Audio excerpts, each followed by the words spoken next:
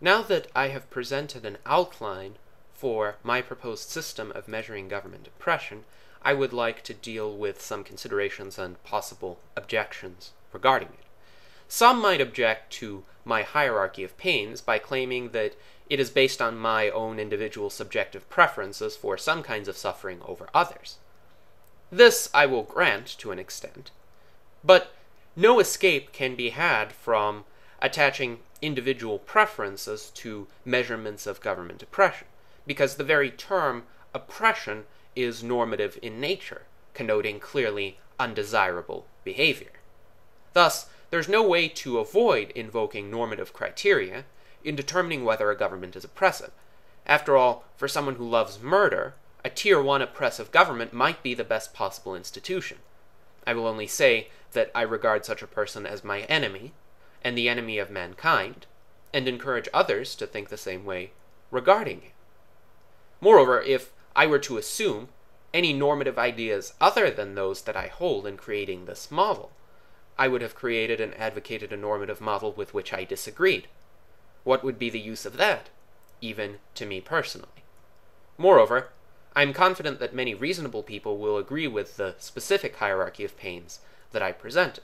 I think it can be derived from an objective moral system which views the life of every innocent individual as the ultimate moral value, the value which must not be violated or transgressed upon. So the government that transgresses upon that value the most by killing someone is the worst government, and the government that hurts this value the second most by injuring people such that they are not able to recover is the second worst kind of government. Moreover, I readily acknowledge that the procedure outlined in the preceding two videos is a rough overview, and a lot of specific clarification is necessary in judging any particular government to determine to which tier of oppressiveness it belongs. My purpose here was to establish a sophisticated way of thinking about government oppression, because the conventional way of simply measuring government spending as a fraction of GDP does not suffice. So I welcome any recommendations regarding how my approach might be refined or improved, but I do think that it is quite a distinct approach from some others that are presently used and are also quite useful. The Heritage Foundation and the Cato Institute both have their own indices of freedom, particularly of economic freedom.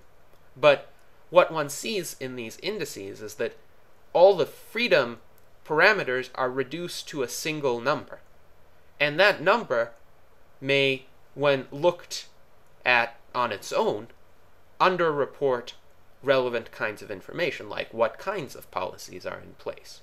The United States will very often get 79 or 80 out of 100 in terms of its economic freedom score.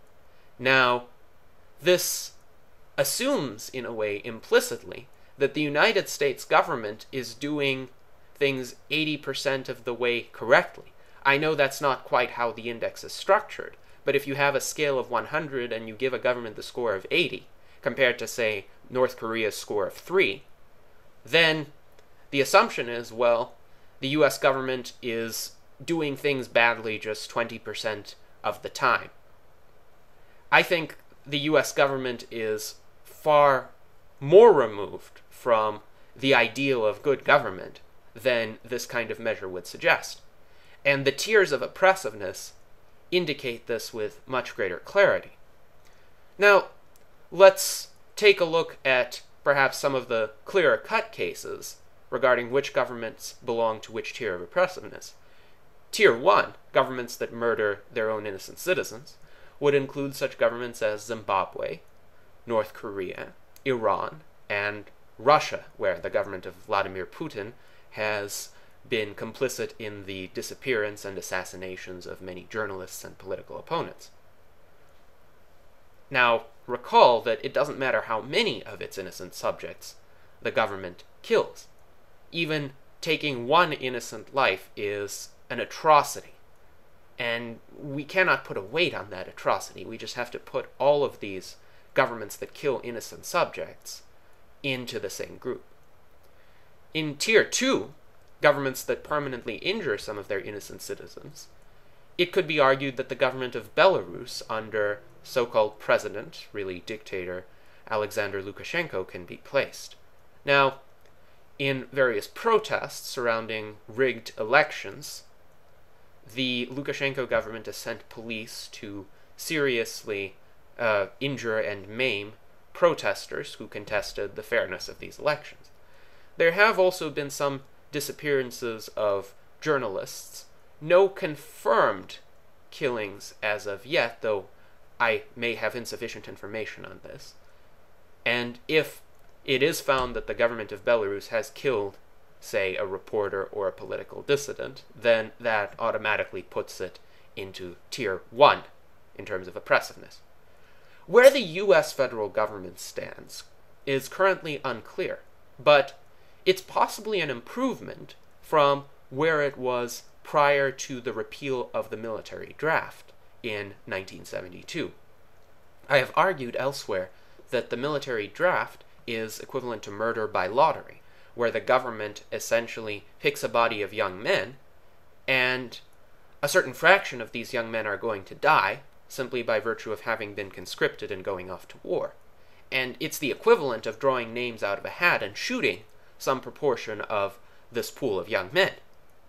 So, without conscription, that murderous aspect of government is removed.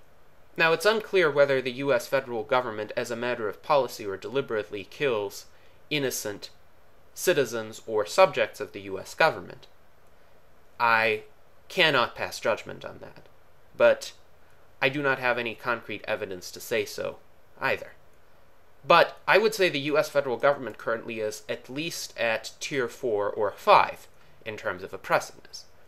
Tier 5 because it violates the privacy of its subjects through such measures as warrantless wiretaps and needless screenings at airports, as well as other invasions of privacy that are concealed within the Patriot Act.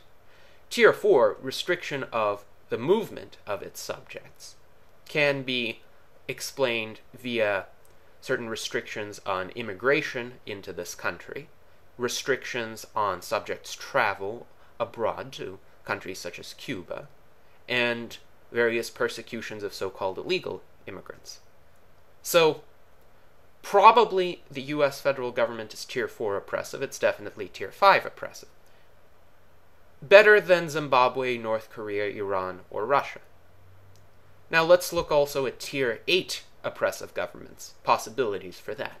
I would say some state and local governments might qualify for that if they have taxes, but no other really painful measures for their subjects. Yes, they take a certain percentage of one's income, or they have a sales tax, but perhaps some state and local governments are sufficiently well run that you don't experience any kinds of pains when you deal with government officials. You don't experience crowded waiting rooms or foul odors, you don't experience any risk of physical injury, and nobody invades your privacy. Perhaps there are such governments around. So those would be Tier 8 oppressive. And, of course, a lot of specific study into the policies of each government would be needed to determine exactly where on this hierarchy the governments could be placed. Moreover, I'm open to anybody refining this hierarchy of pains by creating further subcategories of the categories that I mentioned, and ranking, for instance, some kinds of violations of privacy as always worse than others. That would split the 5th category of pains into 2 or more other categories. So this is just a framework for thinking about government oppression, and hopefully it will result in some fruitful ways of conceiving how governments have changed over time, which governments are more oppressive than others, and what our priorities should be in trying to limit certain kinds of activities by governments.